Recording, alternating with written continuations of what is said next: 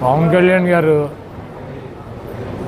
ఎక్కడ యుద్ధం చేస్తాడో, చంద్రబాబు నాయుడు గారు ఎక్కడ యుద్ధం చేస్తాడో, బీజేపీ వాళ్ళు ఎక్కడ యుద్ధం చేస్తారో, అసలు ఎవరెవరు కలిసి యుద్ధం చేస్తారో ఇంతవరకు పవన్ కళ్యాణ్కి, చంద్రబాబు నాయుడికి, బీజేపీకే తెలియదు.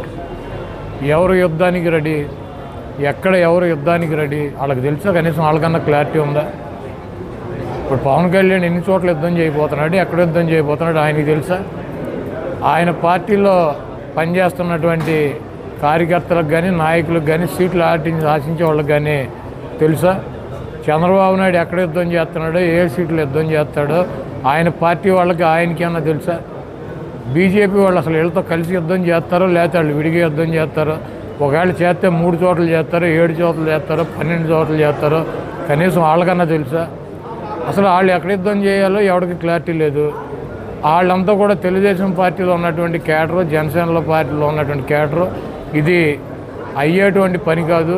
ఓ పక్కన జగన్మోహన్ రెడ్డి గారు సిద్ధం అని చెప్పి దూసుకెళ్తున్నాడు.